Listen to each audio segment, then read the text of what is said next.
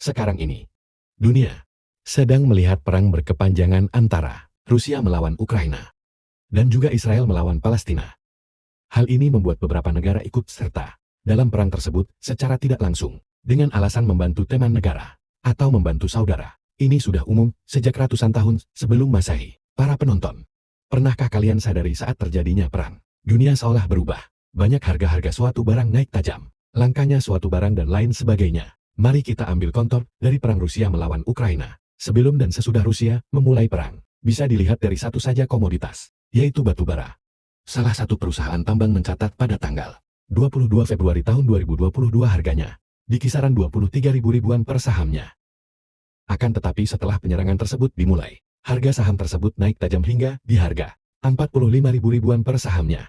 Hal ini diakibatkan meningkatnya penjualan batu bara naik tajam karena Amerika memboikot Rusia, dan pihak Rusia pun menghentikan penjualan mereka sementara. Ini membuat beberapa barang lain juga naik karena kelangkaan.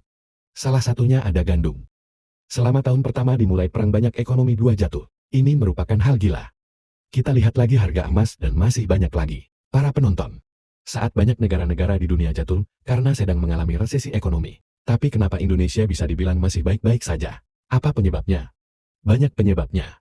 Entah itu dari jumlah hutang luar negeri dan juga konsumsi dan investor dalam negeri. Hal itu membuat ekonomi Indonesia masih bisa bertahan dalam jurang resesi. Bahkan Sri Mulyani sebagai Menteri Keuangan sendiri mengatakan, Indonesia sudah aman, tapi tetap waspada. Artinya menurut Sri Mulyani, ada kemungkinan Indonesia akan mengalami resesi kembali di tahun yang akan mendatang. Dan saat itu terjadi maka kita tidak bisa memprediksi akan seburuk apa jadinya politik dan ekonomi kita di Indonesia. Ngomongin soal ekonomi, saat ini IHSG dan beberapa saham bank sedang turun loh. Kalau kamu punya uang dingin, aku saranin kalian buat investasiin uang kamu ya di saham bank atau saham lainnya. Tapi kalau bisa investasiin uang kamu di dalam negeri ya, ingat ya, aku saranin kamu pakai uang dingin. Oh iya, buat kalian yang belum tahu apa itu investasi, besok aku buatin video pembahasannya. Makasih buat yang udah nonton. Jangan lupa subscribe dan like ya.